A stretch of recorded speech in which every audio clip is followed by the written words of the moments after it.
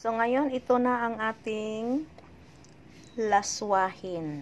Lulutuin na natin ito. Naka-ready na po. Yan. Tapos na po ito. Malinis na po ito. At ito ang ating bilong-bilong na iprito natin. Yan. Lagyan natin ng konting asin. Yan. Ang ating bilong-bilong. Yan. Kahapon pa ito, guys.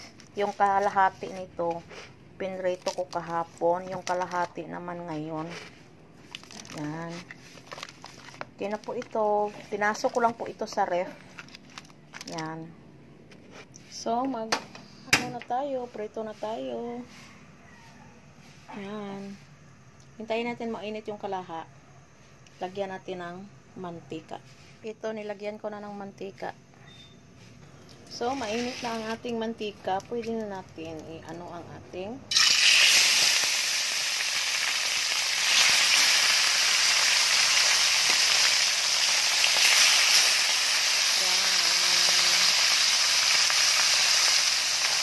So, dito sa kabila, mag-ano tayo ng para sa ating laswa. So, ang ating laswa, lagyan na natin siya ng asin. Saka ating bitsin. Tayo natin kumulo yan. So, ayan na, pwede na siyang mabali. Ibali natin, guys.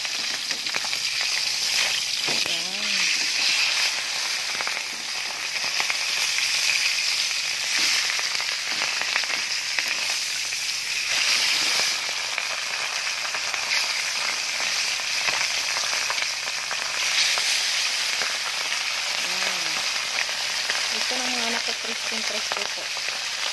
So, kumukulo na ang ating tubig. Ilagay na natin ang ating kalabasa. Ayan, kalabasa. Takpan muna natin. So, malapit ito sa maluto, guys. Very crispy po. Ayan. So, pwede na. Luto na siya. Ito na po ang ating bilong-bilong.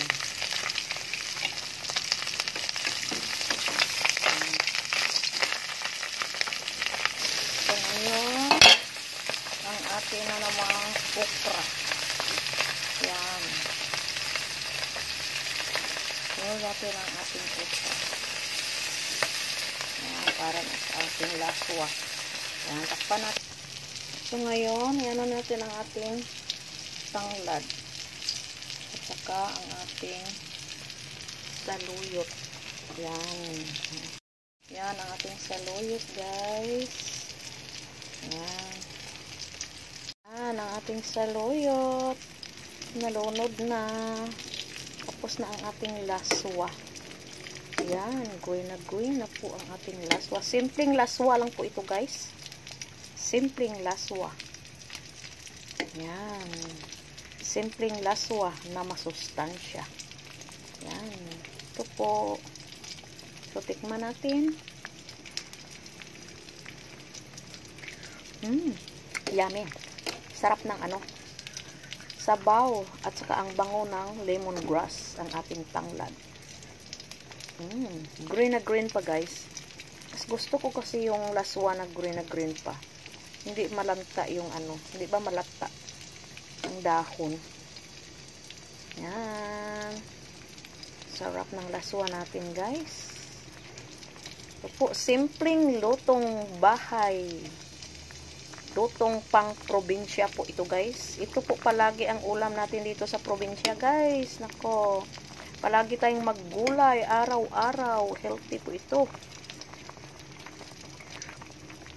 Sarap. Sarap po ng gulay natin.